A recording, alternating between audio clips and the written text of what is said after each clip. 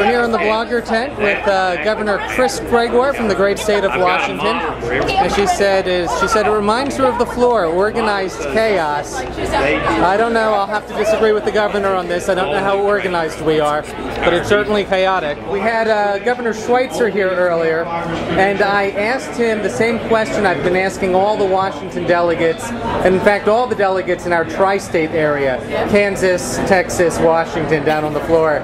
And that is, well, you're accustomed to very close elections. You know what that's like. And this is perhaps the closest primary we've had in our nation's history. A lot of passion on both sides. Today, this afternoon, we're going to have the roll call. So I want your professional opinion here. But who do you think is going to win the nomination? I think Barack Obama is going to be the nominee and the next president of the United States. And Joe Biden's going to be his wonderful partner. And we're going to always, always, always thank Hillary Clinton for an amazing race. But importantly, last night, an amazing speech to unite the party and say, let's get going to November and get a Democratic president. Now, you came out for Barack Obama before the caucuses in Washington State, and of course our two senators, Maria Cantwell and Patty Murray, they were Clinton delegates. Have you two? Because I read the Seattle Times talking about the disunity. I'm wondering if you and Senators Murray and Cantwell ever came to fisticuffs over this. No, we had very nice conversations respecting our views, but in the end, they, like I said, whoever ultimately is the nominee, we're going to get behind 100%. Senator Murray, Senator Cantwell are there. We are united. I was at a late night party last night with our delegation. They were enthusiastic about Hillary's remarks, but they were equally enthusiastic about let's come together, let's unite, let's move to November and on to inaugural day.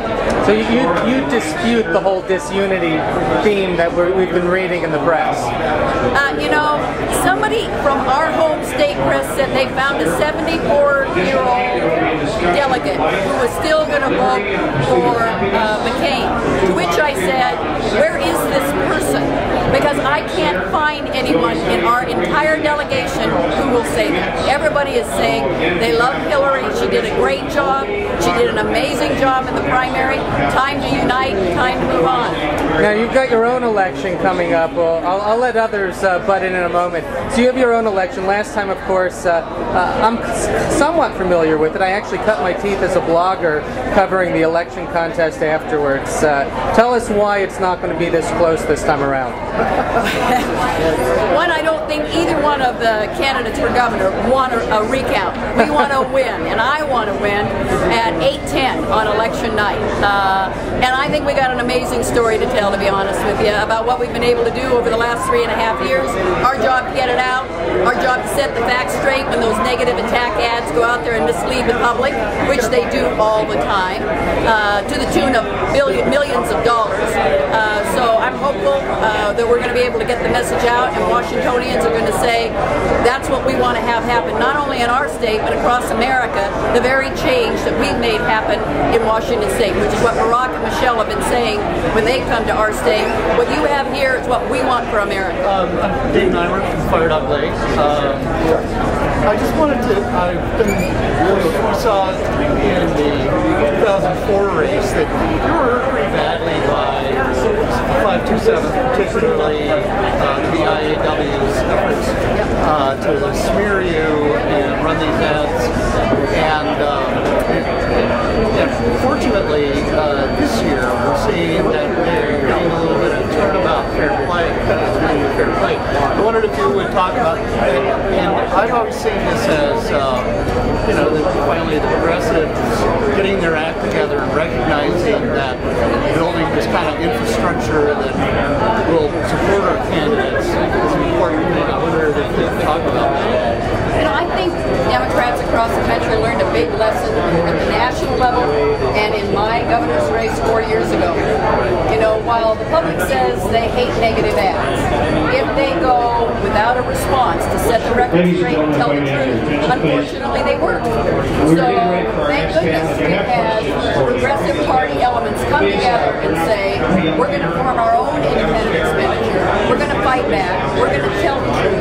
And I'll put our independent expenditure that I've seen on television up against their negative attack ads any day of the week. It's one thing to just flat tell the truth. It's another thing to make up stories, which is what they've been doing. Right, and that's to me, when I see the ads, that's the, what is it, Evergreen Progress, and it's called, right? When I see their ads, the thing that strikes me about them is that unlike the 527 ads that ran against the ones that they're running are perfectly accurate. They're not smears, they're perfectly accurate, and they hit them on the record. And then as a matter of fact, they say go to the website, and then on the website they give you the exact voting record, the exact factual basis for what they're saying. Notice that's not happening by the 527 for the Rossi campaign. Yeah, right. And in fact, 2 days after the primary, Seattle Times, in their editorial, took on one of his ads, his big negative attack ad, and said it just isn't true. Take it down and don't put it up again. Now, it came out after the primary, so it's our job to get the facts out, get the truth out, despite how close they are to the election time, so that voters get a taste of really what the facts are, rather than these made-up stories that are just flat untrue. The Democrat strategy of running against George Bush the Governor of Washington State. You know, it's not running against George Bush, it's running against an individual who is promoting the exact same policies that George W. Bush has put in place over the last 8 years, which have led America to the status that it's in today, where we've got rising unemployment. We've got hundreds of thousands of jobs that have been lost in places like Michigan and Ohio. We've got communities across the country that are vacant. Nobody lives there. Everybody's lost their home. Down in California, they're hiring 20,000 teachers. What's the future if you don't have the trained, skilled workforce? And when it comes to things like women's right to choose, poor kids' health care, funding education, all of those policies at the national level have failed America. And we are in the state that we are in today. And McCain is nothing more than a consistent theme of all of those policies for the next 4 years. America can't afford it. We need a change. We need a new vision. We need the opportunity to have universal health care, to have world-class education, to have a thriving economy. The American dream to live in your own home is alive and well. That we've got livable jobs and family benefits for those folks that have those good-paying jobs. That's Barack Obama. That's Joe Biden. That is anything but John McCain. Hey, Governor, what do you say to the argument that McCain's going to make that Joe Biden is a Cheney too? Joe Biden is a wonderful pick by Barack Obama. Why? Because Barack Obama is secure enough in himself, his judgment, and his intellectual capacity that he would accuse a vice president who will debate with him, who will challenge him, who will bring good information to the table, so the ultimate decision is a thoughtful, good decision. I think that's a good comment on Barack Obama, and it's really respect for what Joe Biden can bring to the table. They're a great team. I'm looking forward to it. Governor, I was just listening to T.V. Pickens upstairs. Are you familiar with the Pickens plan? You have any thoughts on it? You know, he is a great spokesperson for what we're trying to do with global climate change. Even though he was swift boating Kerry last year? I can't tell you how much I disrespect that. Let there be no mistake in my mind or yours about that. But if we want to turn America around and step up to our leadership role on global climate change, if we want to create good green-collar jobs, then I think it's nice to have someone abandon the oil companies and come on over and say, that's yesterday's solution, we need tomorrow's solution, and these green-collar jobs and alternative energy is really what we ought to be doing. For that, I respect him. Funding the swift boat ads against John Kerry 4 years ago, no respect. Thank you. Last question, guys. If you were to ask Barack Obama, our next president, one thing he should do on day one to improve American leadership in the world, what would it be? In the world? In the world, yeah. He should stay the message that we're going to get out of Iraq. We're going to bring our men and women home. We're going to do it the right way, and we're going to restore the kind of confidence and respect around the globe for America, and we're going to go where we need to go, where there really is terrorist activity, and that is in Afghanistan. That's where it's always been. We've abandoned the problem there. We've created a problem in Iraq.